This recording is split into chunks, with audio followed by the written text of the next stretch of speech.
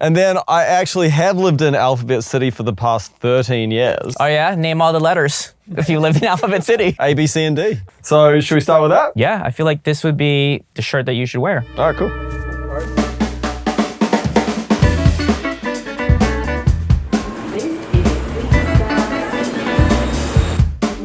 What's going on, guys? Denny here, episode 2 of season 2 of Talkin' Style, and we're here, fine and dandy, Hell's Kitchen, with one of my best friends, the guy that likes you, Isaac. I'm just silent bobbing this thing. I'm just like...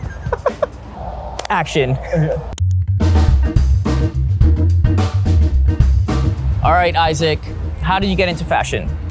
Okay, so my earliest memories, my dad owned a secondhand bookshop when I was growing up. Well, he brought a couple of books home for me. One was a biography of Yves Saint Laurent, and one was a biography of Calvin Klein. And I remember reading both of those, and I was very excited by the glamour, all the stories about New York City, all the stories about Paris. Then from a pretty young age, when I was 14 years old, I started volunteering at hairdressing salons in Christchurch, New Zealand. And that became the career that I was going to get into. I was going to become a hairdresser. But I think what I was really excited by was just the excitement, the glamour, the speed, the transformations. And also we always had these incredible international fashion magazines, and I would look at them and just be like, oh my God, there's this whole other world out there. Because do you know what the America's Cup is? The boat race? Yeah. Okay, so that's a big thing in New Zealand. And so I grew up thinking Prada and Louis Vuitton were boat companies because their logo was on the sail of the boat. Wow, I love that. You've transitioned so well to what you're doing now, which is interviewing people and meeting a lot of people and just being yourself. What do you say is the difference 10 years ago to now? Okay, so I was a guy who became a writer first of all. I was a fashion journalist, and then I couldn't make enough money to pay my rent, so I had to transition into DJing and then also into style influencing and blogging if I wanted to make any money. But putting together outfits was never something that I really aspired to do. And I would watch people like you doing it so effortlessly, and it was every single photograph, every outfit was you nailed it so well. And for me, it always felt like this inauthentic thing. But when I started interviewing people, I was this really feels like something that I was supposed to do. Well, you're gonna have a hard time today because you're gonna be styling yourself. All right, Isaac, so are you ready to go inside and talk some more and then style yourself? I'm ready for you to style me. Let's go.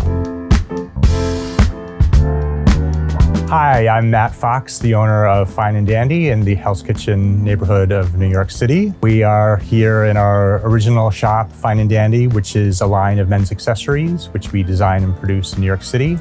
And then next door is our vintage showroom, which is all vintage clothing, but a little more contemporary, a little more casual. So if you are inside this shop right now and someone asks you to get something for yourself, which piece would it be? I'll go straight to the ties. Ties, yes, why? I don't know, I feel I buy ties. I actually don't wear ties that often, but ties are the thing that I always gravitate towards in a store like this, and especially knit ties. If someone said you can only have one style for the rest of your life. I would wear suits. Suits. Yeah, for me, I don't know, I think there's something nice and simple about wearing a suit, and you always know you look good. And right now I've been wearing quite a lot of Tom Brown suits, and I really, really like that aesthetic. Looking at this place, right, it almost feels like we're in a movie setting, right? Yeah. Feels like we're in the 1950s. Yes. Speaking of that, what do you think is the most stylish movie? Okay, Talented Mr. Ripley is an extremely stylish movie. I think Gattaca is extremely stylish. Ethan Hawke. What's your favorite? My favorite is Freddy Got Fingered. I know you have a tattoo. I have a tattoo for Freddy Got Fingered on my left buttock cheek. But I have Tom Green. Pretty stylish in that movie. Shout out Tom Green, I'm a big fan. It's funny, I love Chasing Amy, right? Yes. But I think at the time, it was just what people were wearing. I don't think it was specifically, it wasn't a specifically stylish movie at the time. When we look back with the nostalgia of looking at the 90s and reality bites and stuff like that, it's so cool. It's nice to watch movies like that and know that was the beginning of that style, and that they weren't even thinking about putting a leather jacket with some light faded denim jeans and a white t-shirt. We're a little older, so to experience stuff like that and to experience stuff right now, it's almost like we really do see things get recycled over and over. But speaking of 90s style and Chasing Amy, and their showroom next door has a lot of things that offers things like that, so let's go.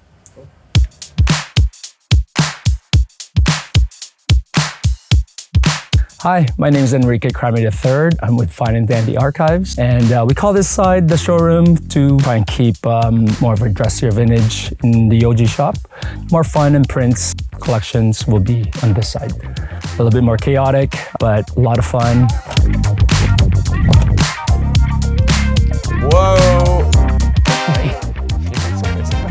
all the Tommy Hilfiger that he has.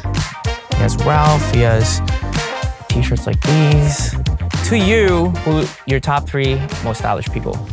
Not like Hollywood famous, but I really love, he's a stylist, but he's a gentleman of a certain age. His name is Robert Rabesteiner. He's a German or Austrian stylist, big beard, and everything. He wears like real like luxurious stuff, but in such a, I don't want to say disheveled, but in such a relaxed way. But it's all like effortless. Yeah, so effortless, and yeah, so I always think that he is extremely cool. I have a good friend called Armand Nafay who runs a podcast called Are We On Air? And he has that same thing, like it's all, like almost everything that he wears is linen, and he always looks so cool, and he like always has like the hair slicked back, but it's always like the linen's always like kind of wrinkled and cool, and he's amazing with color.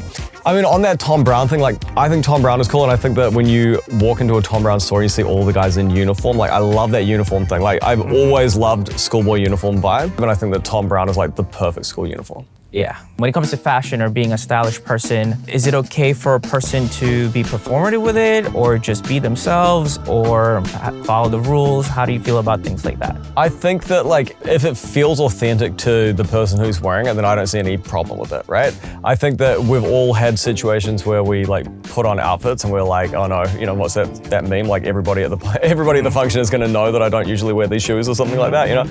And so I mean, I've certainly had those moments myself, but I think that if you like feel good in the outfit, then you're gonna look good in the outfit, and that's such a cliche answer, but I really think that's the case. As I have gotten older, one of the things that I have really learned is that like for a guy like me, I look way better when I like grow out the beard and grow out the hair. And whenever I get like a shorter haircut, or I like try to do the beard like tailored or something like that, like I always hate how I look.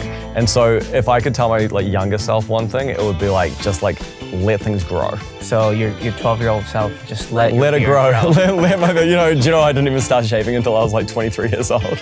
So awkward. Same, I didn't get a mustache until I was probably 23, and now you got that good, bro. I have to like keep it because I'll look like I'm 12.